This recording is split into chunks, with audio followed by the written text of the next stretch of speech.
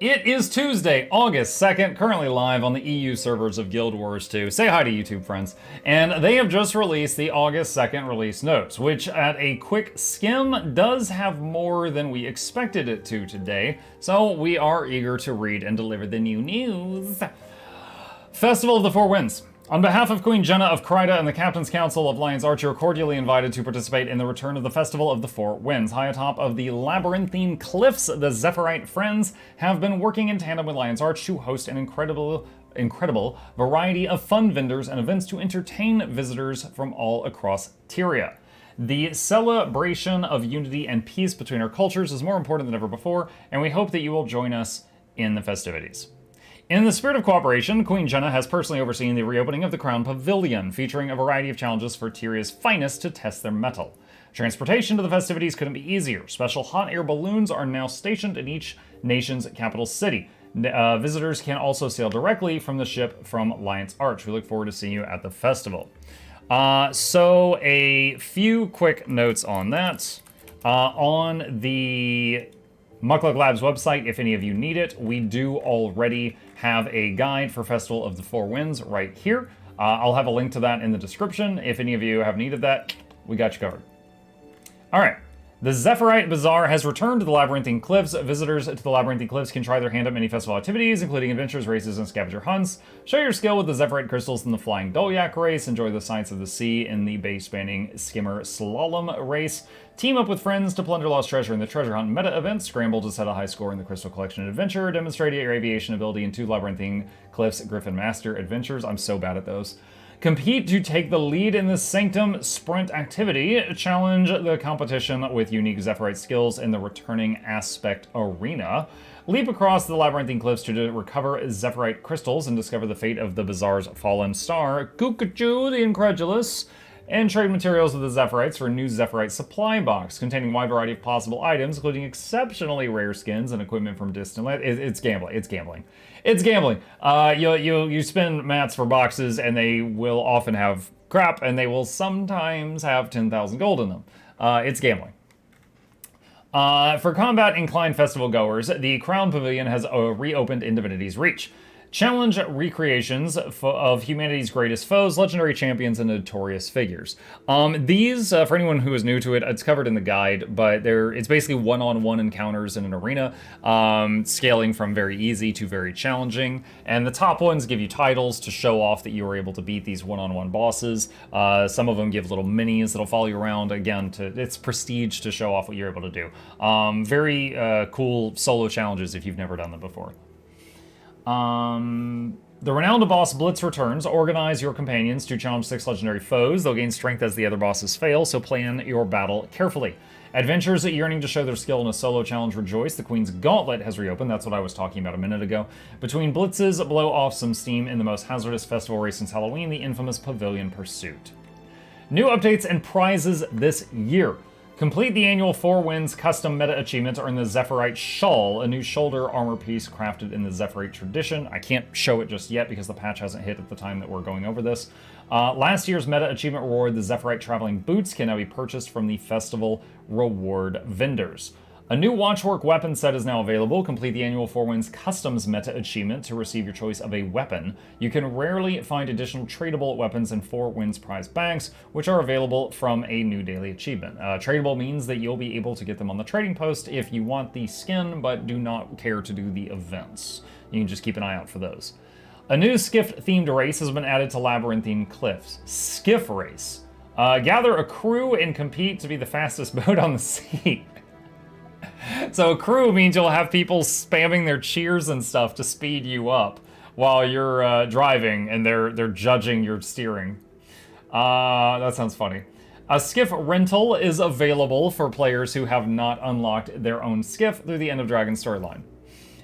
Fishing nodes and a fishing tournament event have been added to the Labyrinthine Cliffs. Dude! That game made you! Hi, Panda.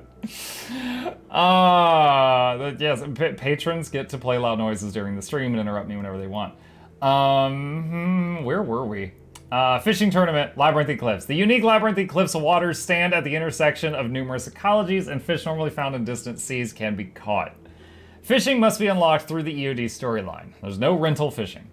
The event rotation in Labyrinthine Cliffs has been updated to accommodate the skiff race and fishing tournament. A new weekly achievement has been added. Complete activities across the festival to earn extra rewards each week. Contents of the Zephyrite supply boxes have been updated, including 4 new weapons crafted by a traveling weaponsmith. 2 new minis have been added to the festival reward vendors, Labyrinthine Cliffs, and the Crown Pavilion. Doesn't say what they are. Added new guild decorations inspired by Zephyrite architecture. Updated the festival mount and skiff races to use a shared reward box for their prizes. Various bugs and glitches have been fixed to ensure a safer and more pleasant festival for all participants. Complete festival daily achievements to earn the 4 Winds Zephyr daily achievement. This contributes to the 4 Winds Gale achievement, which rewards your choice of weapons based on Zephyrite crafts. Earn festival tokens and favors of the festival by completing festival events, and trade them for exciting prizes, including Zephyrite backpacks, the illustrious Sovereign weapon set, and items based on the latest wonder of the Crown Pavilion, the Watch Knight Mark II. The nerfed knight. If you know, you know. Zephyrite kite baskets have been scattered across Tyria. Open them to claim prizes from the Zephyrite stockpiles. The Festival of the 4 Winds will be available for 3 weeks from August 2nd until August 23rd. That's my birthday. Enjoy the festivities. All right, so that was a lot of words, but basically it's back. They've polished it a little bit. They've added a skiff race, they've added a fishing tournament, and there's new prizes that you can earn. The rest of the stuff is pretty much the same as previous years if you've done it before. Again, if the whole thing is new to you, we do have a video on that already. General, the Kralkatoric Legendary Variant Skin Collection is now available. Speak with Lavis after unlocking an Aurian-based legendary to begin this collection. Oh my gosh. I pity Hyzen. Fun fact, reportedly, Lord Hyzen, because in his goal to make all 16 weapons and all 16 of their variants, has gone from 80,000 gold to 30 in the last few months. So, yeah, he's still rich by my standards, but yeah, every time I see a new variant comes out, I just think poor Hyzen. To prevent stalling issues during the Ogre Wars meta event, certain critical friendly NPCs have been updated to be unwilling to die. Updated the models for the 3 great jungle worm bosses found in the Triple Trouble meta event chain in Bloodtide Coast. Really? I'm guessing they used the new Jungle Worm model, because a Jungle Worm was one of 4 bosses that were updated recently, and 3 of the bosses got new textures. The Great Jungle Worm, I'm guessing, got the normal Jungle Worm model textured over it. Graphics. Made some minor performance improvements in the renderer. Improved performance when transitioning from underwater. Does that mean that engineers keep their mech when they go underwater or get their tool belt back? No, probably not. Improve the visuals on some level of detailed transitions. Fixed an issue that occasionally prevented water reflections from updating. I recommend y'all have reflections turned off unless you got a space station of a computer. That takes way too much processing power. Fixed an issue that caused some lights to flicker. Replaced Enable DX11 Renderer with Enable DX9 Renderer depreciated in the options menu. The new setting will appear disabled for players who have already enabled DX11, but their settings have not been changed and they are still using DX11. New player experience improvements. We have been experimenting with some changes to the new player experience. You might have heard whispers of new players leveling more quickly than their friends or gaining access to a Raptor mount early in their Tyrian adventuring career. No. I have not. After evaluating the effectiveness of these changes by digging through mountains of data, we're excited to make these first experiments permanent additions to the game. Road Test the Raptor. Accounts with an expansion unlocked will be granted permanent access to the basic Raptor mount after they reach level 10 on a single character. Oh, wow. Wow. Players who've reached level 80 and own Guild Wars 2 Path of Fire expansion can unlock the mount's masteries. Characters on Play for Free accounts get a 10-hour trial of the Raptor mount when they reach level 10. That's a good change. That is a good change. You know, there's something to be said for earning the mounts, but there's still all the other mounts. There's still the skimmer, the springer, the jackal, the turtle, the griffin, the roller beetle, the sky skull, like the warclaw. There's still all of those, and also all of them have masteries, including the raptor. So giving them one at level 10 will probably make them enjoy the world a lot more.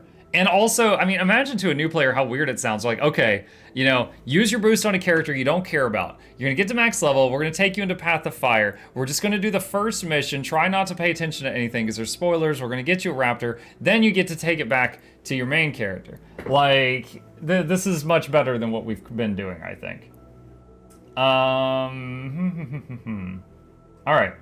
For characters that are already over level 10 and miss the initial unlock checkpoint, we will attempt to grant the unlock every 10 levels. This is true for both free-to-play and expansion accounts. We are working on additional methods to offer this unlock to players not caught by our fallback solution. So if you're already max level and you've missed it, so it's like you hit level 80 before they do this change, you might have to wait on them to do an update for it. Unless you make like another character and hit level 10 or something. Interesting.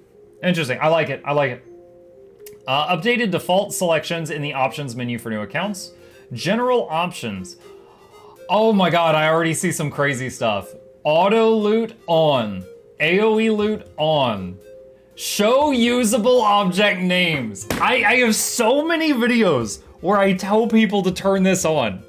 Like, this, and this are in all of my new player guides.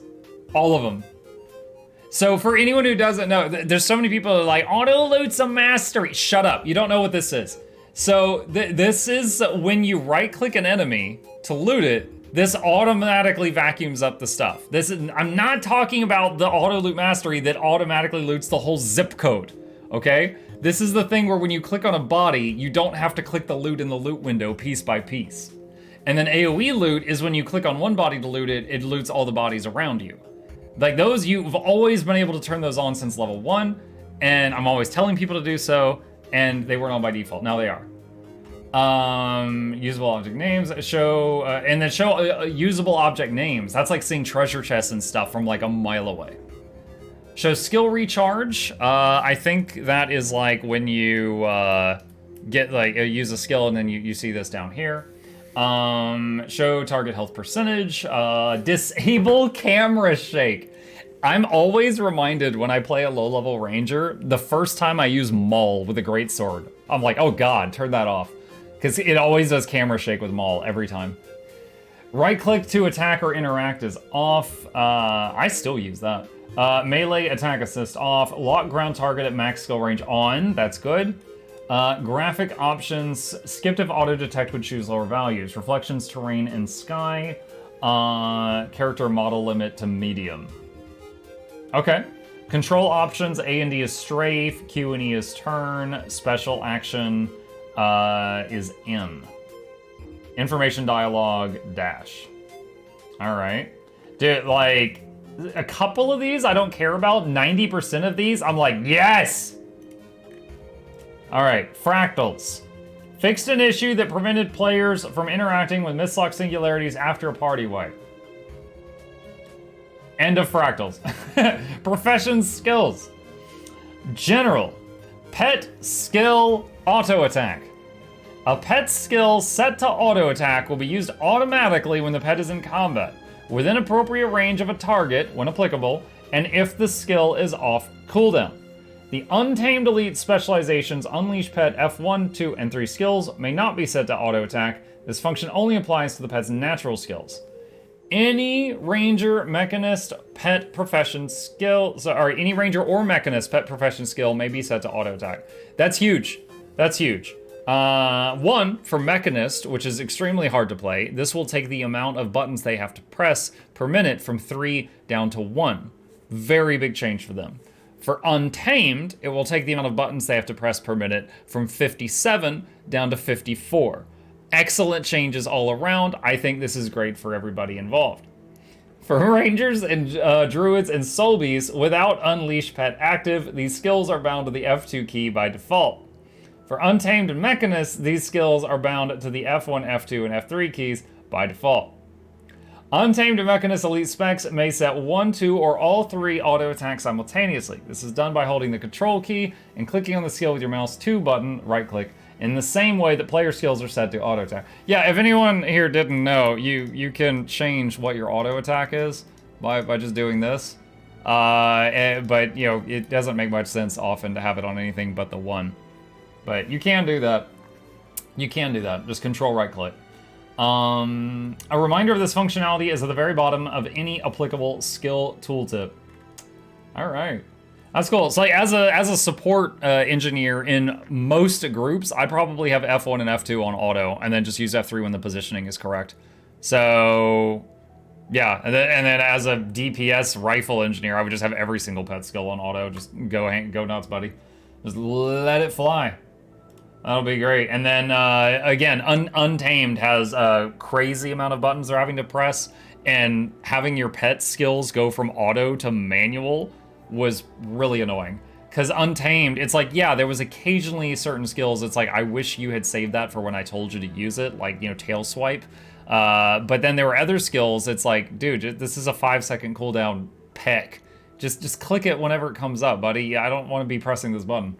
So it's really good that we can have those go back to auto if we wish to. Engineer. As we mentioned in the previous blog, the interaction between aim-assisted rocket and the Mechanist Jade Mech is adding too much passive power to the pet and doubling the power of the trait. In this update, we're reducing the damage this trait adds to Mechanist builds by giving the mech a longer internal cooldown between the rockets it can fire. We're also removing the minimum range mechanic. We found that it created unenjoyable play by giving players an incentive to move away from their allies, and it's hard to judge the correct distance from the target. It also led to some strange edge cases where melee attacks or bomb kit hitting at max range could trigger rockets. We're cleaning up these issues by making them only activate on hits from missile weapons. Okay, my first thought is that means that the flamethrower aim-assisted rocket build that was recently created just died. What is a missile weapon? Projectiles, I think. Explosives. Aim-assisted rocket, this trait no longer has a minimum range. Instead, it only activates on hits from missile weapons.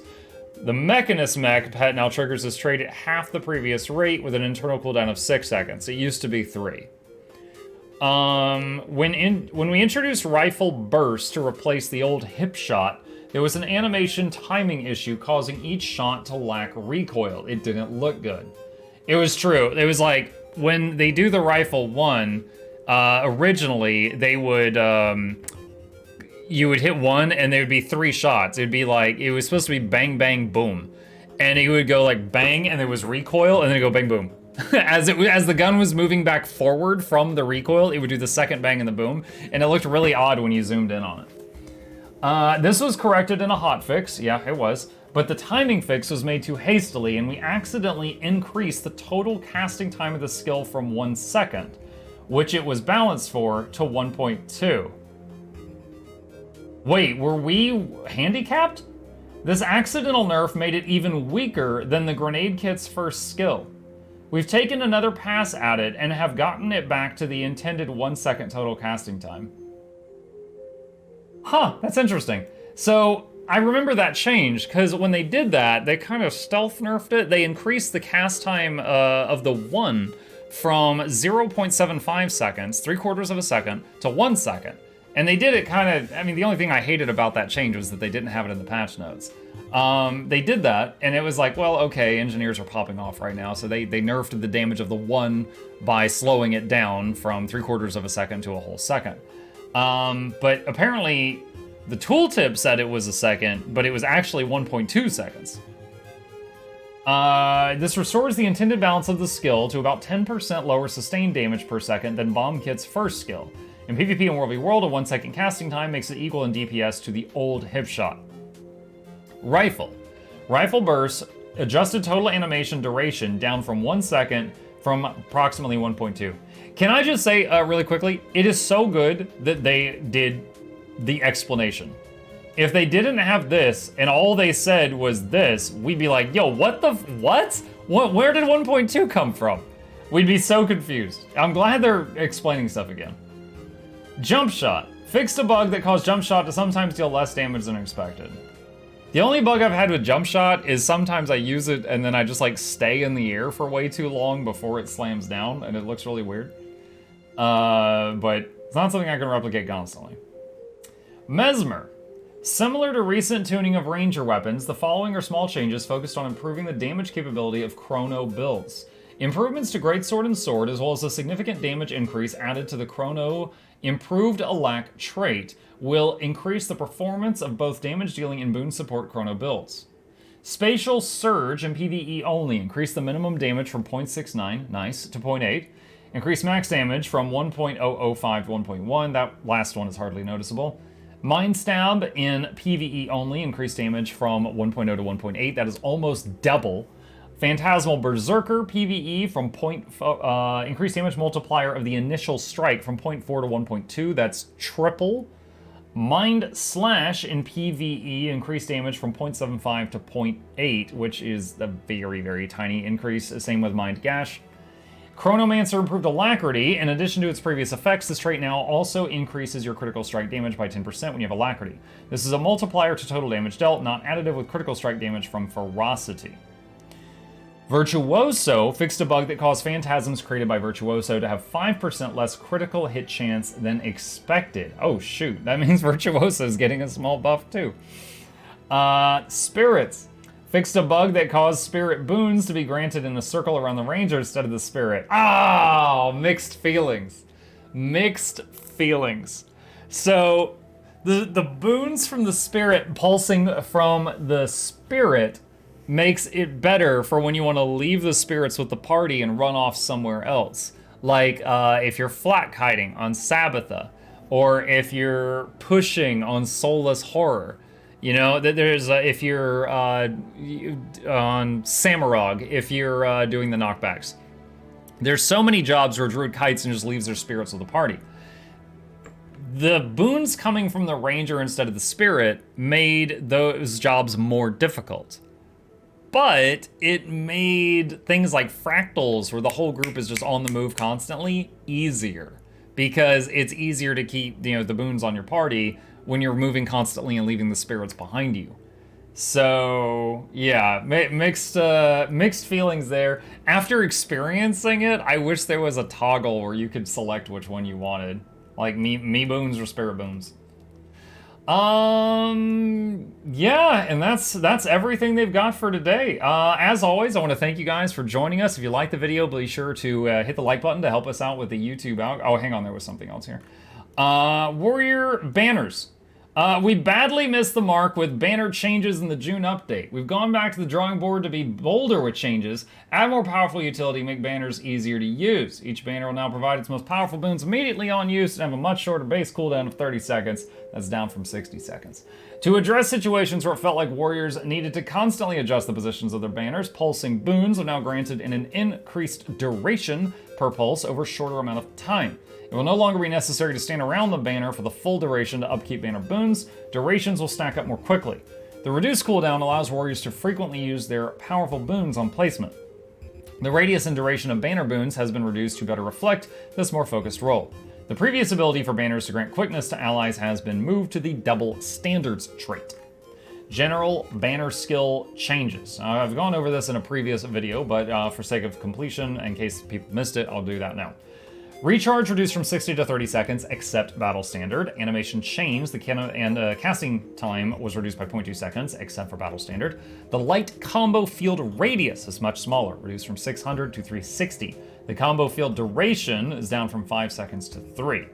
Pulsing boon radius reduced to 360. The radius of the boons is much smaller.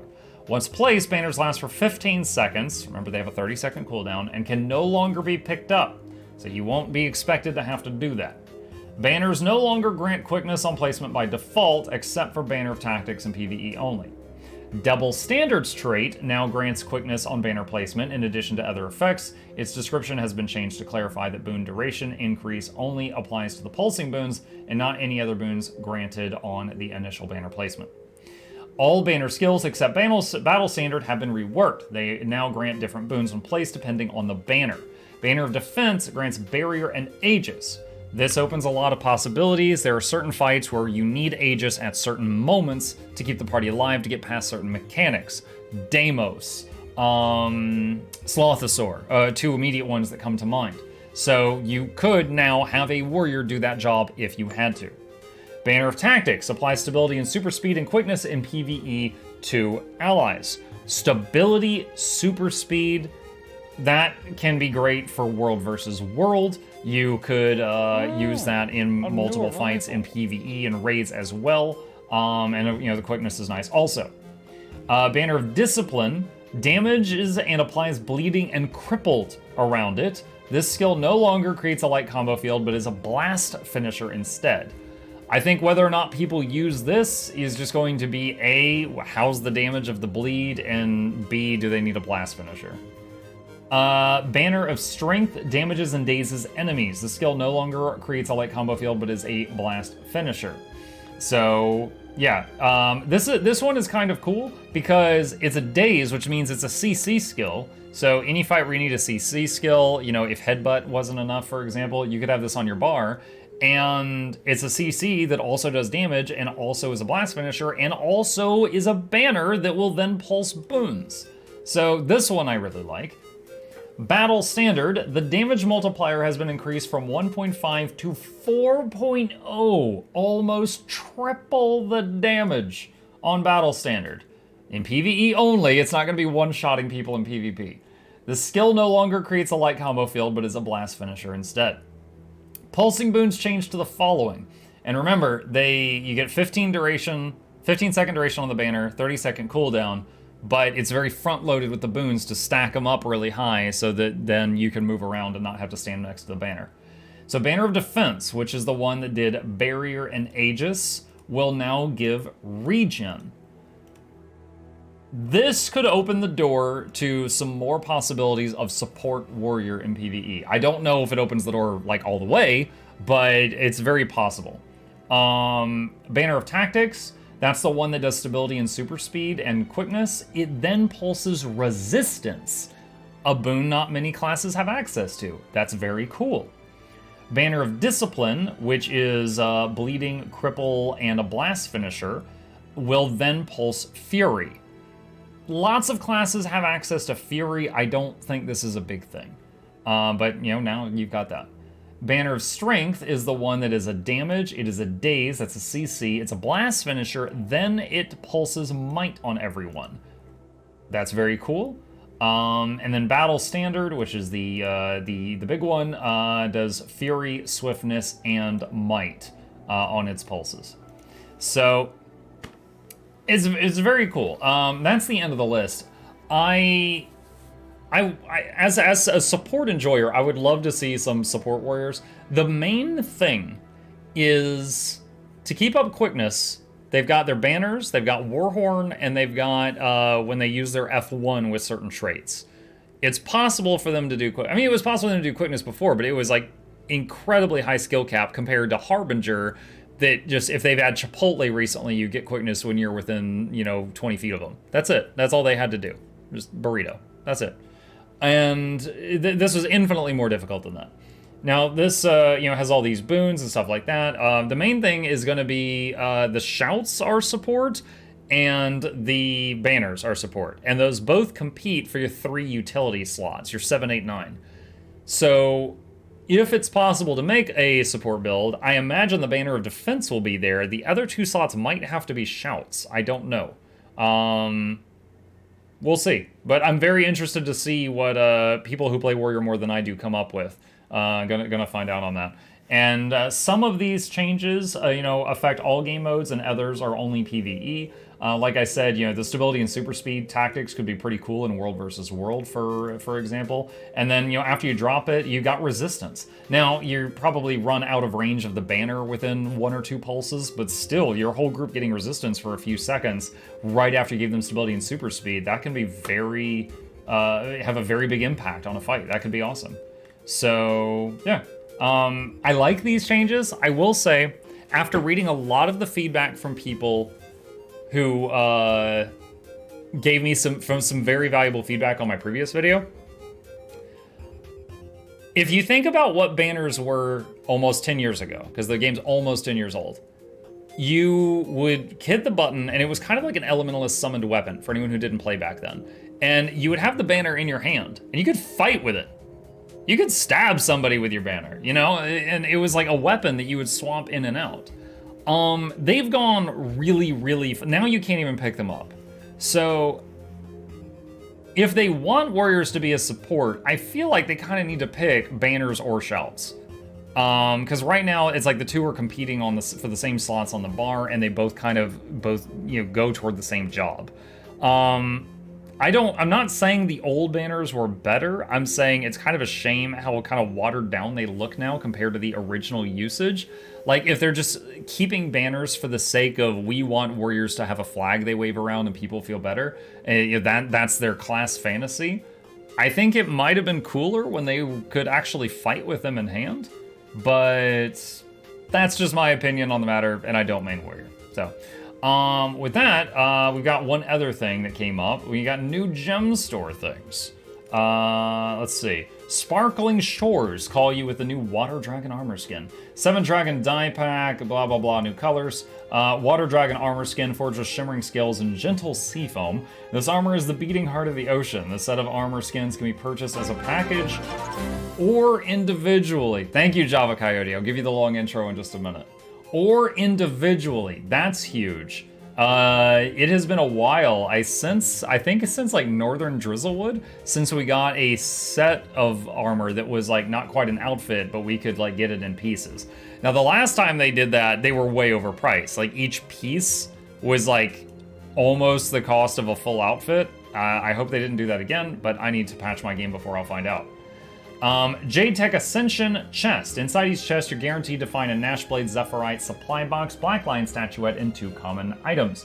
You'll also have a chance to find something rarer in the 5th slot, including exclusive items lists and skins from the Aetherbound Weapon Collection and Dark Wing Weapon Collection. Exclusive item is a Jade Tech Jetpack Backpack Glider combo, which you can see here.